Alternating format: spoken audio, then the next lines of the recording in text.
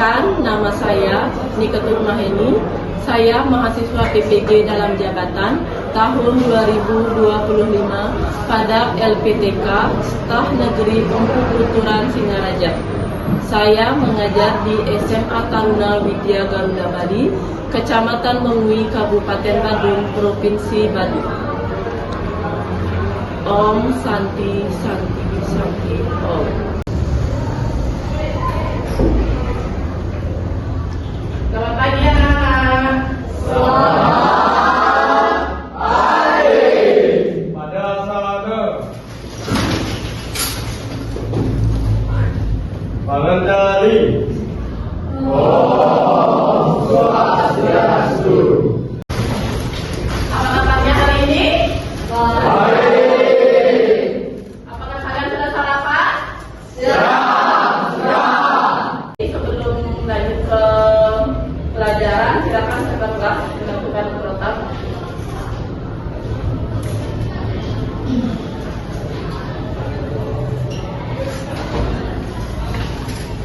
Siap. Baik.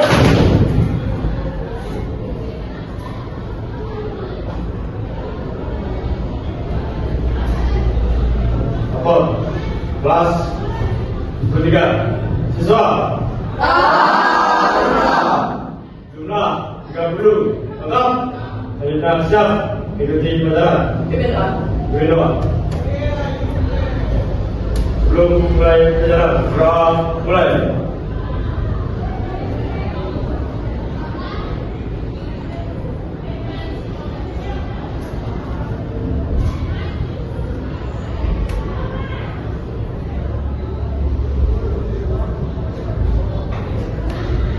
Selesai. Istirahat, lepas, balik.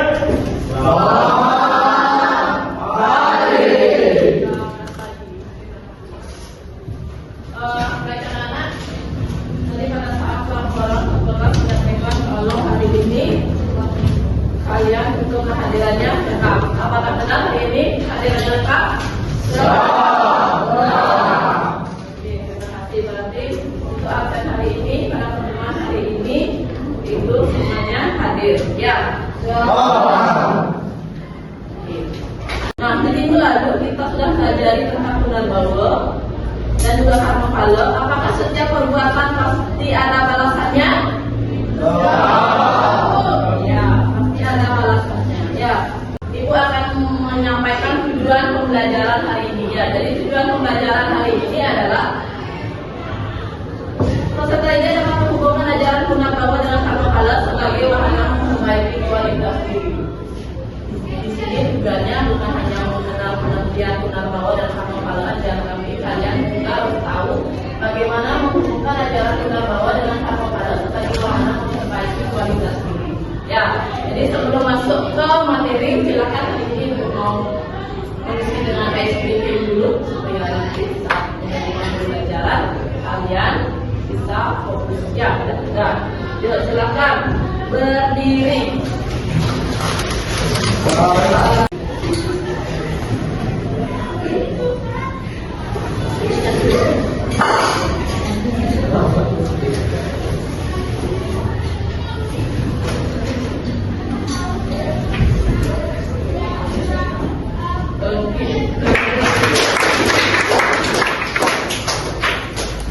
Kali ini baru kita masuk ke pelajaran selanjutnya, yaitu tentang hubungan Punarbawa dan Karmapala.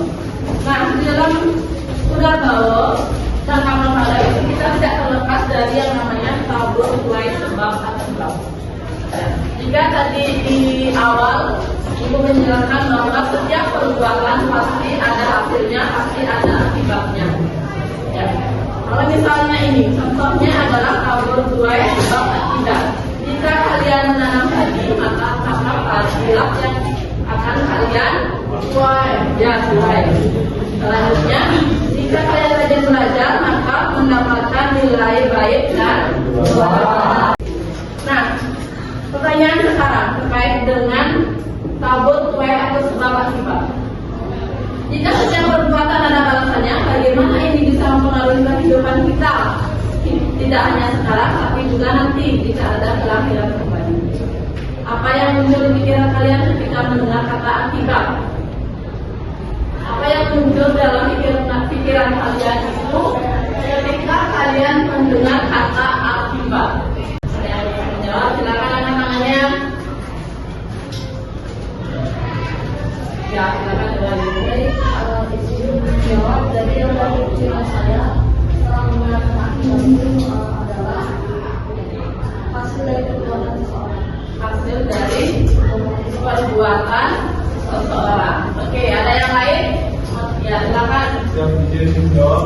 Jadi menurut saya akibat itu adalah hasil atau konsekuensi yang harus kita dapat dari apa yang kita perbuat. Ya, hasil atau konsekuensi yang kita dapat dari apa yang kita perbuat. Jadi semuanya benar. Ya, tepuk tangan dulu. Setiap perbuatan baik atau buruk yang kalian lakukan itu semua ada hasilnya, ada akibatnya. Maka dari itu sampaikan di sini. Jadi berbuatlah sesuai dengan ajaran Dharma. Sekarang nilai-nilainya, nilai ajaran. Ya, nilai ajarannya Punarbawa sebagai murid sendiri itu ada 8 dan ada di layar. Itu yang pertama, ada yang namanya disiplin, itu selalu berpikir yang bersih dan suci. Disebut dengan apa? Ya, betul. Terus yang nomor 2, disiplin itu selalu berkata yang baik. Selanjutnya, disiplin itu selalu berbuat yang jujur. Disebut dengan baik. Selanjutnya, melahirkan kesabaran, ketenangan, dan ketakwaan. Ya, nomor 5, keyakinan diri terhadap setiap perbuatan. Oke, pintar. Nomor 6, pengendalian diri yang tepat. Ya, nomor 7, selalu bersyukur. Dan terakhir yang ke-8 apa? Bijaksanaan. Jadi ini perlu kalian terapkan di dalam memahami atau melaksanakan ajaran Punarbawa. Ya, ini adalah nilai-nilai pokok ajaran yang ada dalam ajaran Punarbawa sebagai wahana. Jadi untuk memperbaiki kualitas diri. Selanjutnya, cara menghubungkan ajaran Punarbawa dengan amalan sebagai wahana memperbaiki kualitas diri. Nah, coba kalian lihat di layar ya. Hubungan amalan dengan Punarbawa dijelaskan dalam Menawa Dharma Sastra, itu ada di dalam kitab Menawa Dharma Sastra Adhyaya 12 sloka 9 dan Adhyaya 12 sloka 40. Selanjutnya di sini. Di sini sekarang kita akan membentuk sebuah kelompok. Jadi minggu lalu kita sudah mempunyai kelompok ya. Silakan sekarang kalian membentuk kelompok sesuai dengan kelompoknya masing-masing ya. Jadi ada 4 kelompok. Ibu berikan sebuah kasus ya terkait dengan materi reinkarnasi atau Punarbawa dan Sangkalo. Kasusnya itu adalah tentang seseorang yang terlahir cacat dan kriminal. Ya, jadi yang tugas yang pertama itu adalah mengapa seseorang terlahir cacat fisik. Terus yang kedua, mengapa ada anak yang lahir dari keluarga kriminal.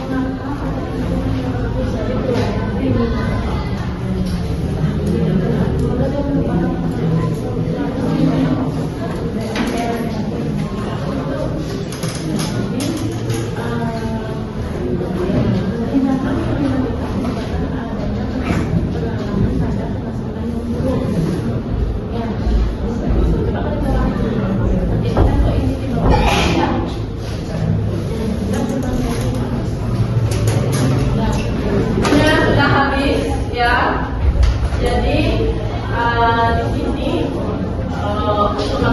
kelompok.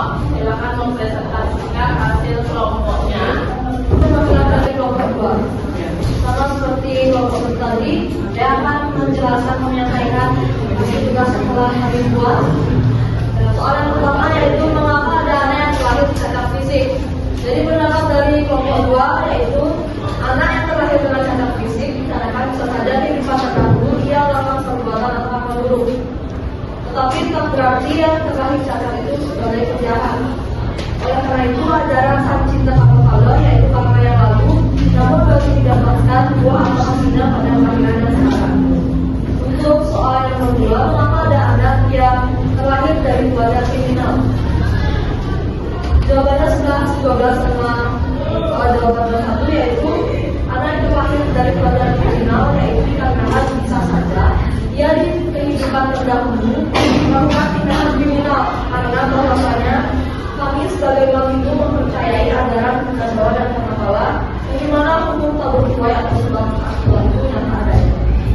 Tetapi juga seseorang tidak menjadi penjahat hanya karena pernah melakukan kejahatan. Sebaliknya, seseorang tidak menjadi orang baik hanya karena pernah melakukan kebajikan. Nyatanya manusia yang terlahir manusia itu melakukan keduanya. Mereka melakukan kebajikan, tapi di sisi lain mereka juga melakukan kejahatan. Selanjutnya untuk soal yang ketiga, konsep dari Karma Pahala dan hubungan Karma Pahala dan Punarbawa yaitu Karma Pahala itu merupakan buah atau hasil dari perbuatan kita, dan Punarbawa merupakan kelahiran kembali kita berinkarnasi untuk memperbaiki kualitas atau kehidupan kita menjadi lebih baik dari kehidupan yang dahulu. Nah, definisinya seperti ini. Jadi manusia yang terlahir lagi itu nggak diset. Mereka membawa tuntutan karma baik maupun karma buruknya, dan karena itu menunggu berbuah di kondisi yang sesuai. Semisal ada orang yang di kehidupan terdahulu ia sering melakukan tindakan kriminal, kejahatan atau tidak terpuji. Jadi di kehidupan selanjutnya atau dia berinkarnasi, dia kehidupannya itu sengsara, kurang makmur atau semacamnya. Jadinya makanya manusia itu terlahir itu nggak diriset. Mereka membawa kehidupan karma buruk dan karma baik. Jadi sekian yang dapat saya sampaikan. Apakah ada pertanyaan? Apakah ada yang bertanya? Baik, kalau tidak ada, saya tutup dengan pamit.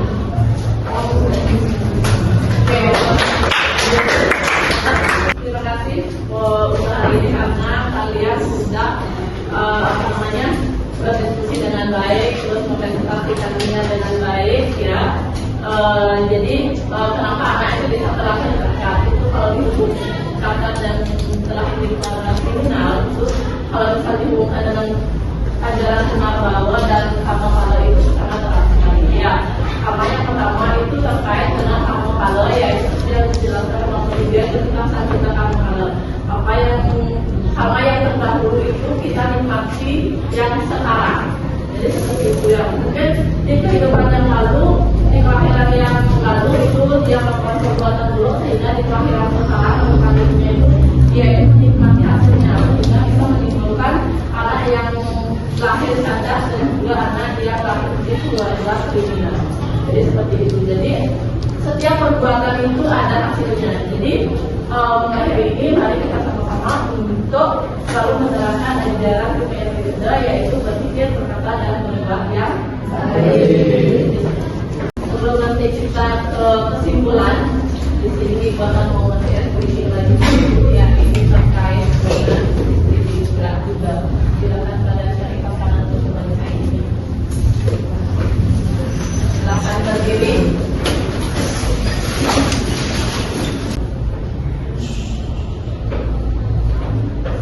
Mendekat,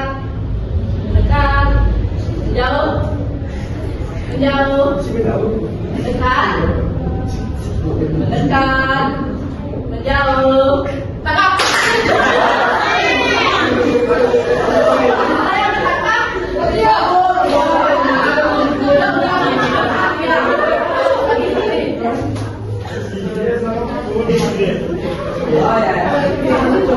Apakah kalian masih fokus? Silakan fokus. Silakan instruksinya. Menjauh. Jauh.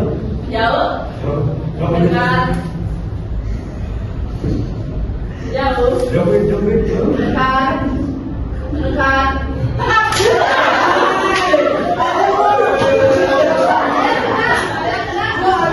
Untuk selanjutnya, di sini sebagai evaluasi, di sini kita akan membagikan sebuah rumah kerja ya, bersama ini.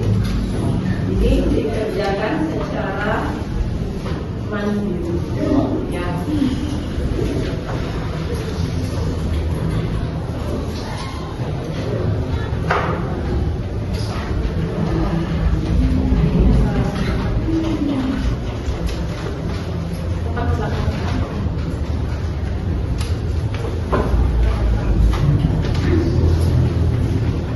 Ini kalian jawab sesuai dengan yang saya pelajari tadi.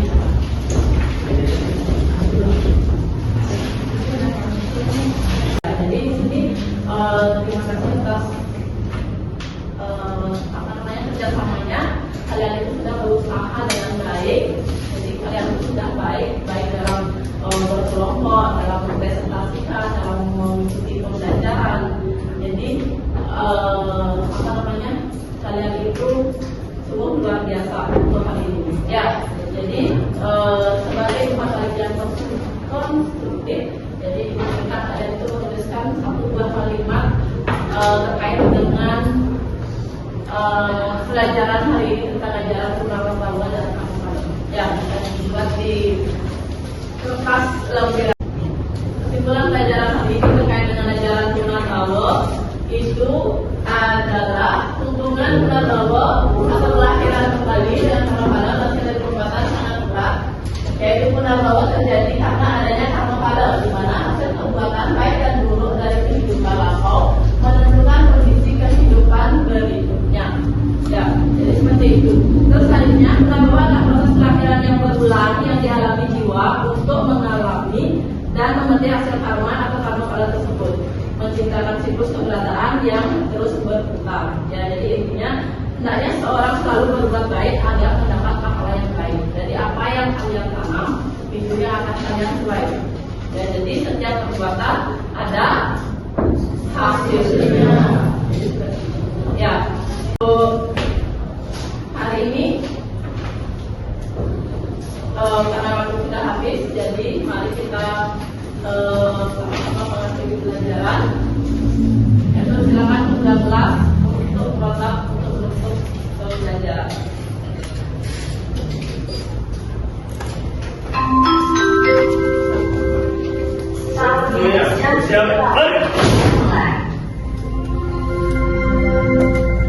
Kelas ketiga telah melaksanakan pembelajaran. Laporan selesai. Bahkan Silakan. Sebelum mengakhiri pelajaran, berdoa mulai.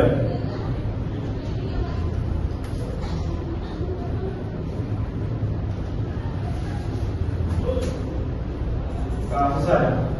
Istirahat ke depan.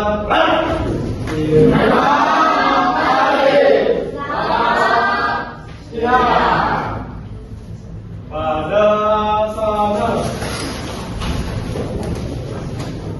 Pada santi.